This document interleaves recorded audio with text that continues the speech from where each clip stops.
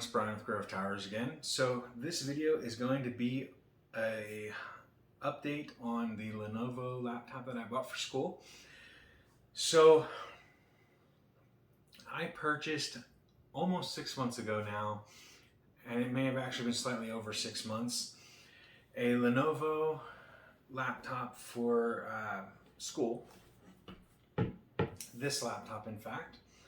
And so this is the Flex 5, which is a 2-in-1 style tablet laptop, so you can flip the screen and everything. First, I'm going to go over the negatives, okay? The amount of storage that you get when you purchase it is horrendously low for the price. Being a $600 or higher laptop, it should have more than 256 gigabytes of storage. Not a big deal overall, but it should. Second, only one USB Type-C port, and the charger that they sent in mine at least is a USB-C charger, meaning that when I'm working for long periods and I need to charge it, I cannot use a USB-C device. Now, to be honest, I really only have like 2 cables that could connect to it, so it's not a huge deal for me specifically, but it is a negative overall. They do have a dedicated DC or power port, so including that may have been a little bit more beneficial to the user. Not to say that I don't appreciate the USB-C charger. It charges very fast and is a great device, and I do like that. The card reader is excellent. The USB functionality is great. The only other negative that I've experienced with it is the hinges. Being that I've only put it into tablet mode like 3 times, I don't use tablet mode very often, the hinges feel almost like they're gonna stop working correctly, like they're gonna go limp, and it scares me to use that mode because of that. I don't think I would have used it a lot more if it felt sturdier. It's not something that I regularly want to use or need to use, but I wanted to give the negative that it feels kind of like cheap hinges, like they're gonna crap out on you from using it if you use it heavily in tablet mode. So that aside, the laptop is amazing. It has all the power needed for school. I can browse the web, I can do my school assignments, I can use Word. I can use Word and browse the internet. It's great. And this model for I want to say I paid like $650 or something like that for it.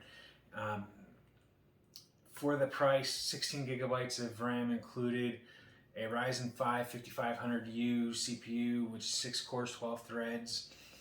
It just overall was a great deal for me. I think the price has dropped 50 to 100 bucks, so it's now around $600 mark before tax.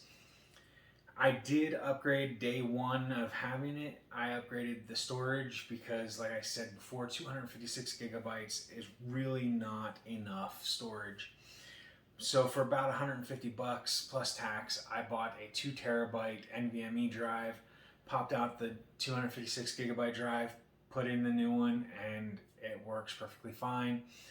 Between the two, pulling it out and putting it, actually not between it, before pulling it out and swapping it out, I did back up the system using Macrium to put the original software all onto the 2 terabyte drive. So it functions as if the 2 terabyte drive was the original drive. It has done very well. I did have to provide my own Office package, and aside from that, I had to do a couple of little things as far as installs, Chrome and things like that, because I use Chrome. I know I shouldn't for security reasons, but I do. Overall, it came with most things that were needed.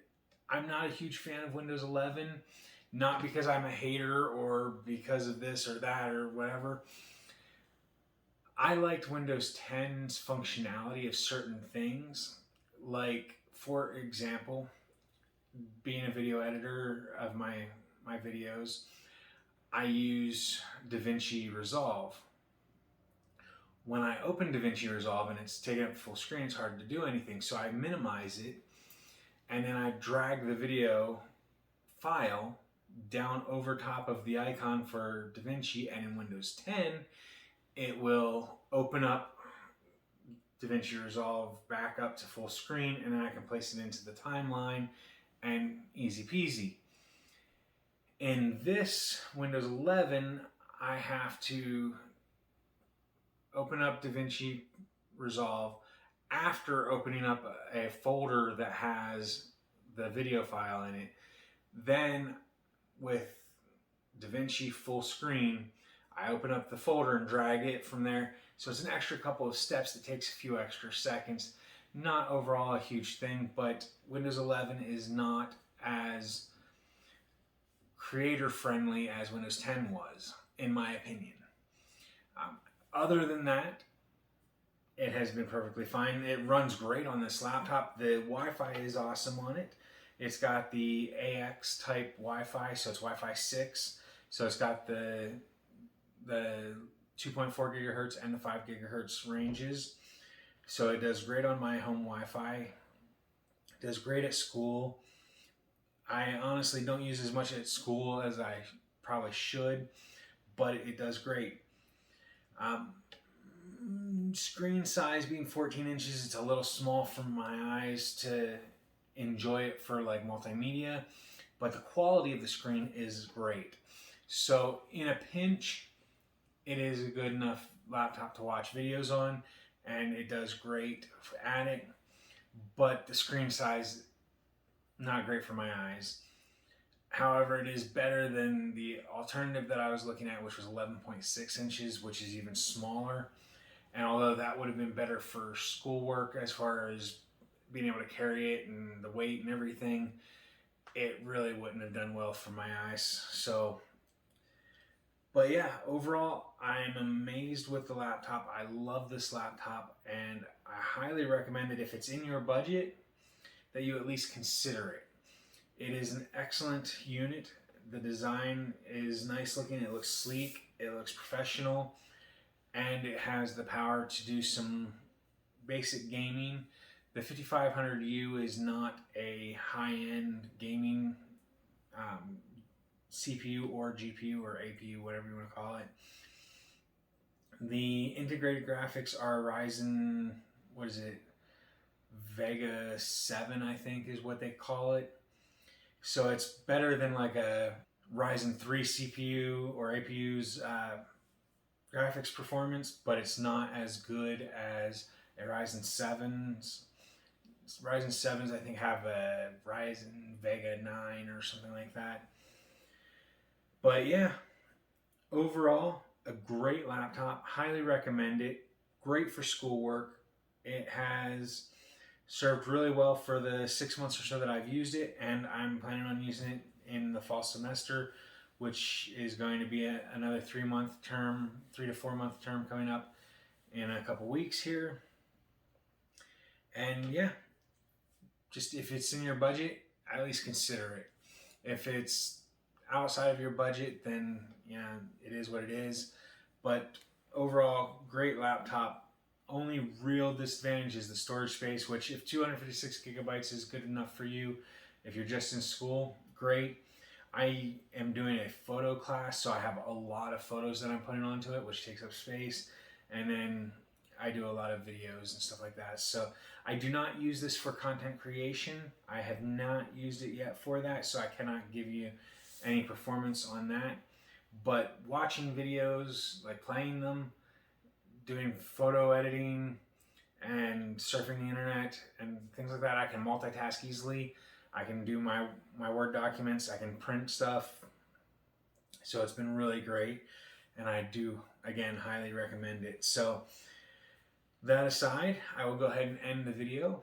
I do hope that you found it informational or educational. If you did, make sure that you hit the like button down below. If you haven't already, hit the subscribe button in this general area here, and that way you can keep up to date on our new videos and our community section. And then as always, if you have any questions about the product, myself, or the channel, you can either leave them down below in the comments section, or you can send us a message on Twitter @TowersGrey.